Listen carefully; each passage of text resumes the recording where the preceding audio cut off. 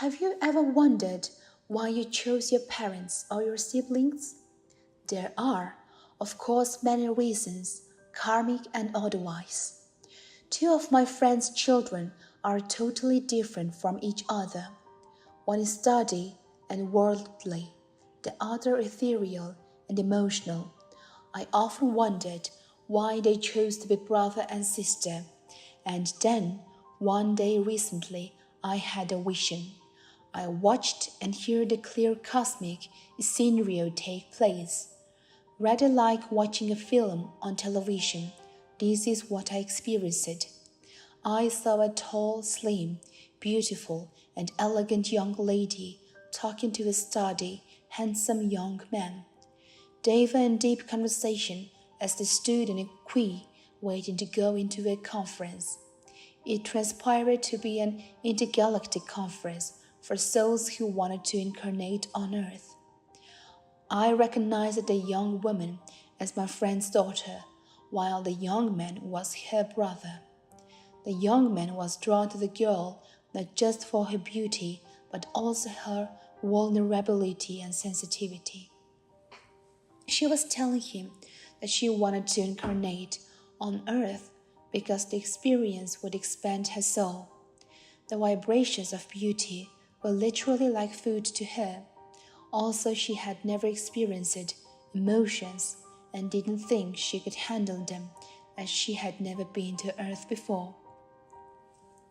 She felt very safe with the young man, drawn to his light and integrity, also to his solid aura of confidence. He was attending to the conference as an ambassador for Arcturus. He replied that he had been to Earth many times and understood how it operated. He wanted to incarnate again to help bring a new golden age, which was a unique opportunity for spiritual growth. And he offered to incarnate with her as her brother to look after her and protect her. "I will be your protector," he said. She asked what the exchange would be, for he must also gain from the agreement. It would be a new experience for him to try to hold her emotions, no matter how out of control they are. He said that wherever they were in the world, if she thought of him, she could tune into his stable, protective energy and it would help her. He also said when he was an adult, whenever he needed to be reminded of beauty and sensitivity, he would think of her.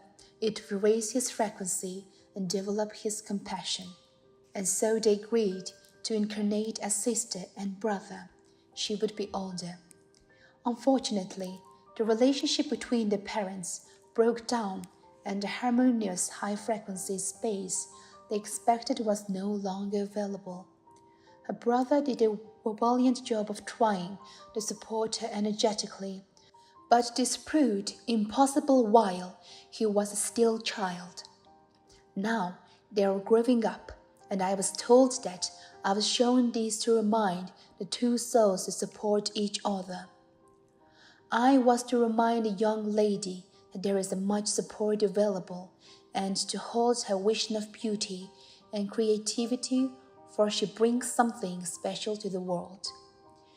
And to remind the young man that coming from a plan allied to Arcturus, an advanced planet of healing and spiritual technology, he brings much wisdom and integrity to this incarnation, and to always remember how important he is. I am hoping that by including this vision in my newsletter, it might encourage you to meditate about your family links and where you all come from. Incredibly, one day later, Lord Arcturus himself sat in my bedroom and talked to me, and that is another story. Where do the members of your family come from?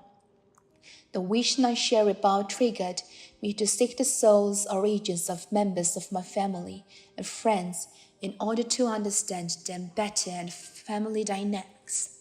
There are training schools in 4 places, Sirius and Pleiades, Orion and Neptune, where souls are prepared for life on Earth, and the soul's missions here. Until 2012, if you come from a different part of this or any other universe, you had to step your frequency down through one of those training establishments. Since 2012, souls have been able to come in directly from their plane of origin, but most still choose to pause for a refresher before they enter Earth. Some people choose a different training establishment for each lifetime. Others come through the same one each time. So there are two influences on you as you incarnate, your place of origin, and the training establishment you attend. The vast majority of souls currently in incarnation are from Sirius, and most of them have also been prepared on Sirius for this lifetime. Sirius are intuitive and creative. If you step down through the Sirius or trained in the schools of learning, there you have teacher energy or wish to bring forward spiritual technology for the new golden age. You tend to be interested in the deeper questions of life. The vast majority of people currently on Earth trained in Sirius, as this is the earthly needed to shift us into the golden age. The Pleiades. You are a natural healer, for you bring healing through in your energy fields. Orion.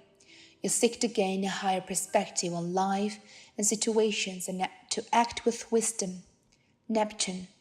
Neptune is a plan for higher spirituality. From here, you can draw the wisdom of Lemuria and Atlantis. You are on a quest for ascension. 5D community. The most exciting and promising fact about the golden future is the thought of living in golden communities where everyone acts for the highest good and supports each other, where everyone shares and cares for each other. To me, it is really important to bring this forward, so wrote down 7 words that encapsulated 5D community for me. These were friends, belonging, gratitude, celebration, service, trust, fun, and then I made up the following words, including those words. To me, it is a jingle that flows, and I chant it every day, knowing that it is energizing the vision. My life is in balance and harmony, for I live in 5D community. It fulfills my deep soul longing to feel loved and belonging.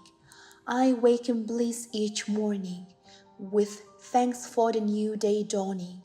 For life is a celebration, full of fun, friends and inspiration, of joyful service and caring, of total trust and sharing.